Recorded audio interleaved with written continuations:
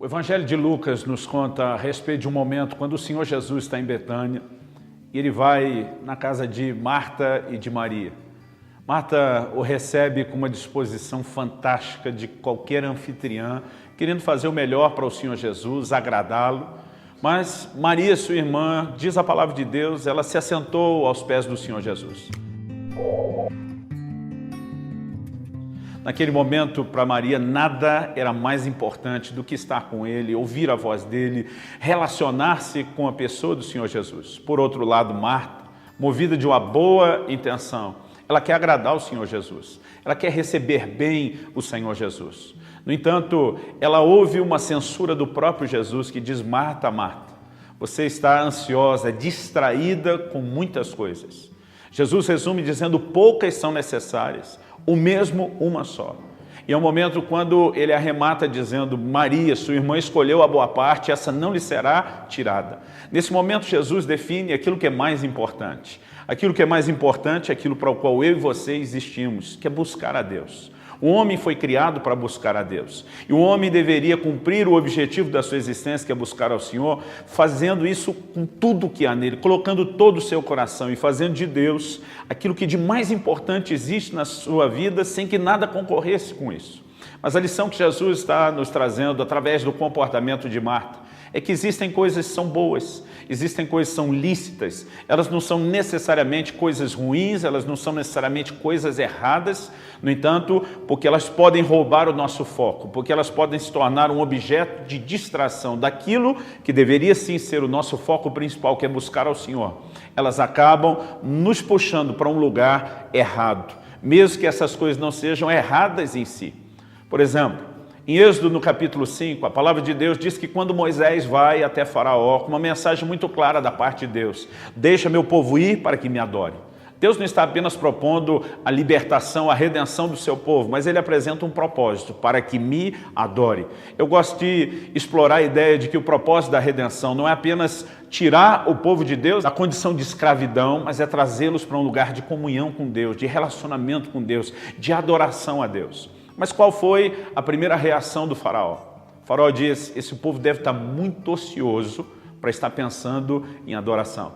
E diz: vamos encher esse povo de trabalho para que eles não tenham tempo de pensar em adoração. Eu quero te adiantar algo, mesmo que o tempo não nos permita desenvolver a ideia melhor. Faraó, como aquele que escravizava o povo, que depois da redenção veio a ser de Deus, é uma figura de Satanás, que também antes nos escravizava. Colossenses 1,3 diz que Deus nos arrancou do império das trevas. Nós não só éramos escravos, mas estávamos debaixo do jugo da escravidão de Satanás. Quando que a nação de Israel sai do Egito, no momento em que a primeira Páscoa é celebrada, o sangue do Cordeiro é derramado, aplicado nos umbrais das portas. Paulo, quando escreve aos Coríntios, ele chama Jesus de o nosso Cordeiro Pascal. Ele está fazendo um paralelo entre o que aconteceu com eles e o que aconteceu conosco. Quando eles saem do Egito e chegam no Monte Sinai, a declaração que Deus faz sobre a nação de Israel é a mesma que o apóstolo Pedro faz a nosso respeito em 1 de Pedro 2,9, quando ele diz: vós sois a nação santa, a geração eleita, o sacerdócio real, o povo de propriedade exclusiva de Deus. Portanto, nós temos um paralelo que nos mostra o quê? Assim como o faraó queria encher o povo de distração, para que eles não tivessem tempo de pensar em adorar a Deus, eu quero te dizer, essa continua sendo uma estratégia maligna para nos afastar do objetivo principal do nosso chamado, que é ter comunhão com Deus. Se naquela época já havia distrações suficientes para eles não focarem no que é mais importante, a pergunta que eu e você precisamos fazer é: e hoje? E nos nossos dias? Qual é o nível de exposição que eu e você temos com tantas coisas que podem até ser classificadas como boas, não necessariamente ruins, nem tampouco pecado, mas que acabam nos distraindo do foco, do propósito principal, que é buscar o Senhor. Anos atrás, quando meu filho Israel, ele ainda era bem novo, eu lembro que ele ficou muito empolgado quando dei de presente para ele um PlayStation. Era a fase ainda do PlayStation 2. E eu me lembro a empolgação dele com o novo videogame. Eu lembro que a primeira reação foi de me abraçar, beijar. Pai, você é demais. Ele ficou realmente empolgado. Mas eu brinco que não demorou muito para chegar o momento em que eu, como pai, passei a ter ciúmes daquele videogame. Porque até então, antes do videogame, quando eu chegava de viagem em casa, Estava sempre o Israel e a Lícia me esperando atrás da porta, a porta abria, eles já faziam uma festa, pulavam em cima de mim, celebravam o meu retorno. Normalmente fico 2, 3 dias por semana fora de casa. E eles celebravam aquilo. Depois do videogame, quase toda vez que eu chegava, estava só a minha filha Lícia esperando atrás da porta. E eu sentia falta do Israel. Quando perguntava, filho, cadê você? A resposta dele vinha do andar de cima, onde ele estava jogando. Já vai, pai, já vai, só vou passar de fase. Eu me lembro um dia que eu tive vontade de jogar aquele videogame pela janela do quarto dele. Mas Deus me fez pensar nesse exemplo. E Ele disse que da mesma forma, muitas vezes Deus tem nos abençoado com coisas que eu e você como filhos ficamos contentes. Do mesmo jeito que meu filho ficou contente com o presente que ganhou. Às vezes eu e você nos empolgamos com as bênçãos de Deus. Mas da mesma forma como meu filho passou a se distrair com aquele brinquedo, a ponto de deixar de dar atenção a quem deu o brinquedo. A pergunta é, será que eu e você não temos feito a mesma coisa com as bênçãos de Deus? Em Lucas 14, Jesus conta uma parábola e ele fala a respeito do reino de Deus e compara com alguém que deu um grande banquete. Mas quando chegou a hora da ceia e manda chamar aqueles que haviam sido convidados, eles começaram a dar desculpas. Um deles diz, eu comprei um campo e eu não posso ir. O outro diz, eu comprei algumas juntas de bois e eu preciso experimentá-las, eu não posso ir. O outro diz, eu me casei e eu não posso ir. Quando você olha o objeto da desculpa de cada um dos três, não havia nada de errado naquilo. Eram coisas boas, lícitas, talvez hoje a gente classificaria até como resposta de oração. Comprei uma propriedade. Quem de nós não queria ter uma aquisição a mais? Seja uma casa própria, né? Seja uma sede, uma estrutura para os negócios, qualquer tipo de aquisição. Nós íamos classificar isso como resposta de oração, como bênção de Deus. Mas o problema é que quando aquilo que eu e você classificamos como bênção e resposta de oração passa a se tornar uma desculpa que nos impede de atender o convite dele para o banquete. O banquete na Bíblia fala de intimidade, fala de comunhão. Quando eu e você nos apegamos àquilo que poderíamos rotular como bom, mas isso se torna uma desculpa para não respondermos ao chamado de Deus para estar em comunhão com Ele, eu quero te dizer, o que não era ruim em si mesmo, passou a estar nessa classificação agora porque se tornou uma distração. O outro disse, eu comprei 5 juntas de bois. Isso eram os tratores da época. Era a forma de aumentar a produtividade da terra. Aumentando a produtividade, é óbvio que a entrada de recurso material e financeiro como consequência viria. Hoje, se a gente falasse que o nosso trabalho, a capacidade de produção e, consequentemente, os nossos ganhos aumentaram, a gente ia dizer que isso é bom, nós iríamos classificar como bênção, talvez até como resposta de oração. Mas de acordo com o que Jesus falou, se tornar uma distração para o nosso chamado maior, que é buscar ao Senhor, então, embora não seja ruim em si mesmo, passou a ocupar esse lugar. A terceira desculpa foi, casei-me, portanto não posso ir. O que o Senhor está falando? O casamento jamais poderia ser classificado como algo ruim, principalmente vindo da parte de Deus, que é quem criou essa instituição. Nós podemos olhar para ele e dizer, isso sim é uma bênção. Na minha vida, depois de conhecer o Senhor Jesus, o casamento foi a melhor coisa que me aconteceu, mas nem isso. Algo tão importante, criado por Deus, ideia de Deus, presente de Deus para o homem, deveria se tornar uma desculpa para que a gente não cumpra o propósito da nossa existência. O apóstolo Paulo diz em Atos 17, que Deus criou, através de um só homem, todas as raças e tribos dos homens para que o buscassem. Eu e você existimos para buscar a Deus. E nós não podemos permitir que aquilo que é a razão da nossa existência seja comprometido, quando no dia a dia nós vamos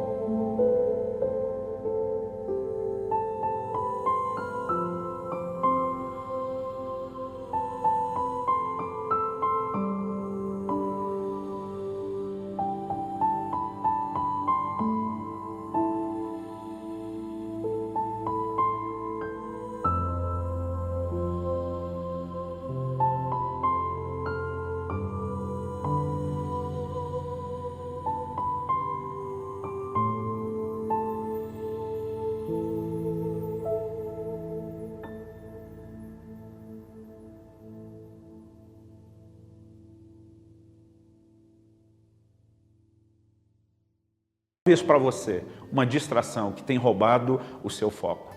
Porque o que você deveria eliminar é a força que a distração tem e não a obsessão que a razão da sua existência, que é buscar ao Senhor, deveria causar no seu coração. Jesus ainda precisa ser aquele que é o mais importante na sua existência, em toda a sua dedicação e empenho para conhecê-lo cada vez mais. Aqui concluo, encorajando você não só nesse momento a questionar o que tem te distraído, mas a ter um momento breve, que seja, pelo menos a princípio de oração, clamando graça de Deus sobre a sua vida. Da minha parte, eu oro por você, eu te abençoo, para que você vença, supere todas as distrações e tenha uma relação cada vez mais profunda com Deus. Que o Senhor te abençoe.